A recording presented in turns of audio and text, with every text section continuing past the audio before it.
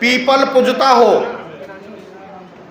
नीम पूजता हो, केला पूजता हो, आम का पेड़ पूजता हो, कुत्ता पूजता हो, घोड़ी पूजती हो, गधा पूजता हो, छपकली पूजती हो, छछूंदर पूजती हो, चूहे पूजते हो, और जहां हमें पानी पीने का तक अधिकार ना हो, ऐसी जिल्लत की जिंदगी से शान की जिंदगी दिलाने वाले बाबा साहब डॉक्टर भीमराव अंबेडकर जी के चरणों में नतमस्तक प्रणाम करके अपनी बात को शुरुआत। तो आज की डेट में इतना युवा बेरोजगार है कि कावड़ लेने के लिए पिछड़ी जाति और दलित जाति का ही सबसे ज्यादा कावड़ यात्रा ढो रहा है, जिससे आईएएस नहीं बनेंगे, आईपीएस नहीं बनेंगे, ना डॉक्टर बनेंगे, ना इंजीनियर बनेंगे। आपने योग्यता प्राप्त की है, आप योग्य हैं, आप पढ़े लिखे हैं, आप अपने पड़ोसियों को, आप अपने बच्चों को इन चीज़ों से अवगत कराइए कि आपका रास्ता शिक्षा के विद्यालय से आपको इंजीनियर बनाएगा, आपको डॉक्टर बनाएगा, आपको आईएएस बनाएगा। आप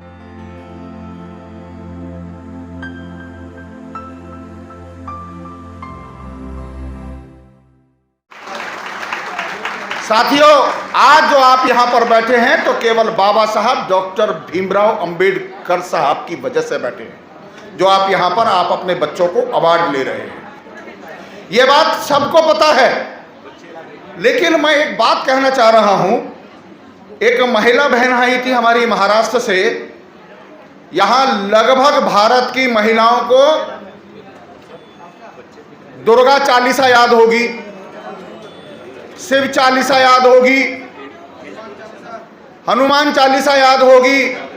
आपने सबको याद किया, चारों वेदों को पढ़ा, 6 शास्त्रों को पढ़ा, 68 तीर्थों पे गए, लेकिन आपने कभी अपने बच्चों को ये नहीं बताया कि हमारे लिए हमारी बहनों को पढ़ने का जो अधिकार दिलवाया, वो हमारे बीच में जिन्होंने ये संघर्ष किया, जिन्होंने हमारी माताओं और बहनों को पढ़ने का अधिकार दिया, वो कोई और नहीं, माता सावित्रीबाई फुले थी, जिनको आपके बच्चों को, अपनी बेटियों को याद रखना चाहिए, उसकी जीवन संगिनी को याद रखना चाहिए। सावित्रीबाई फुले के बारे में अब तक किसी को नहीं बताया जाता, हमारी माता बहनों को नहीं बताया जाता। सब चीजें बताई जाती हैं, बच्चों को ये तक नहीं बताया जाता कि एक जिस जमाने में पढ़ने का अधिकार नहीं था, वो जिस जमाने में क्लास के अंदर घुसने का अधिकार नहीं था, एक छोटा सा बालक खिड़की के बाहर पढ़ कर के वो देश का संविधान और विश्व का सबसे विश्व महापुरुष युग पुरुष बन गया। वो जिद थी उनको कि उन्हें उस सिस्टम को खत्म करना है। उसी सिस्टम के माध्यम से आज हम यहाँ पर बैठे हुए बच्चों को अवार्ड दिलवा रहे हैं। साथियों, एक सबसे बड़ी बात यह है कि आपने सबको पूजा, सबको देखा, लेकिन आपके घर में कम से कम बाबा साहब की तस्वीर आज तो ये प्रण करके जाओ कि जिन बच्चों को यहाँ अवार्ड मिला है, जिनकी बदौलत मिला है, जिससे पढ़ने का अधिकार मिला है, वो आज ही जाएं और आज ही अपने घर में रिसेप्शन के अंदर बाबा साहब की तस्वीर तो कम से कम लगाएं, जिनकी बदौलत आपके बच्चे को आईएएस, आईपीएस, डॉक्टर, इंजीनियर और यहां अवार्ड लेने का मौका मिल रहा है। क्या आप लोग इस बात के लिए अपने ड्राइंग रूम के रिसेप्शन में क्या आप लोग लगाएंगे? बताइए कितने लोग ऐसे हैं जो बाबा साहब की तस्वीर लगाएंगे? भाइयों, जय भीम, जय भीम की बात तो सब करते हैं, अधिकार की बात सब करते हैं। बाबा साहब ने ये किया, बाबा साहब ने वो किया, और जिन बात थोड़ी सी गलत हो जाएगी, जिन्होंने हमें कुछ नहीं दिलवाया, उन्होंने अपनी दीवारों को देवताओं की दीवारों से पाट के रखा है, बाबा साहब को छुपा के रखा है। आज कसम खा के जाओ कि अपने घरों में, अपने रिसेप्शन में, अपने ड्राइंग रूम में बाबा साहब की तस्वीर लगाओगे। एक बात आपको पता है, देश की जो हमारी पीढ़ी है, ये युवा पीढ़ी, जो बच्चे हैं, 45,000 सरस्वती विद्या मंदिर हैं।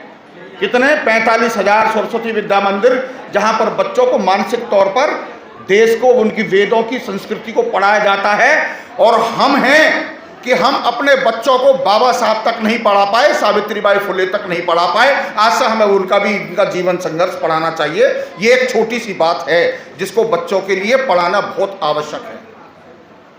मेरे पास पर्ची आई है, मैं बहुत बातें कहना चाह रहा था, लेकिन आज बड़ा गंभीर विषय है कि आज आपके बच्चे IAS बने, इंजीनियर बने, डॉक्टर बने, लेकिन एक चीज़ तो आपको ध्यान रखनी होगी, यहाँ पर जो पेरेंट्स आए हैं, कि जिन सरकारी नौकरियों की बदौलत आपने अपने बच्चों को यहाँ तक पढ़ाया लिखाया है, उन सरकारी नौकरियों को आज के वर्तमान हालात ने बिल्कुल पूर्ण रूप से ख़त्म कर दिया है। IAS कैडर में भी जॉइंट सेक्रेटरी डायरेक्ट लेवल पर रखने के लिए मुहिम शुरू हो गई है। लोकतंत्र खतरे में है। इसको बचाने के लिए आपको अपने पेरेंट्सों को, बच्चों के पेरेंट्सों को ध्यान देना होगा। उसे बचाना बहुत जरूरी है। कॉन्स्टिट्यूशन को बचाना बहुत जरूरी है। लोकतंत्र को बचाना बहुत जरूरी है। नहीं तो हमारे बच्चों की पढ़ाई लिखाई व्यर्थ जाएगी, क्योंकि सारी की सारी सरकारी नौकरियां ठेकेदारी में जा रही हैं, सारी संस्थाएं सारी की सारी प्राइवेटाइजेशन हो रही हैं। आपको इस पर ध्यान देना होगा। ये राजनीतिक नहीं, ये गैर राजनीतिक नहीं, ये हमारे जीवन का रास्ता है जिससे हम लोगों को तरक्की का रास्ता मिला है।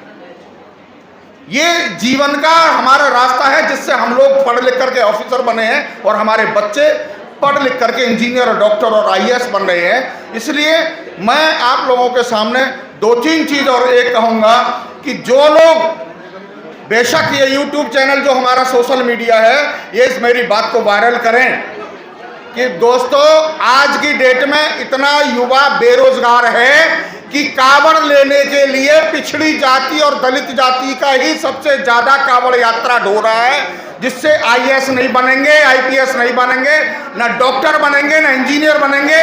आपने योग्यता प्राप्त की है, आप योग्य हैं, आप पढ़े लिखे हैं।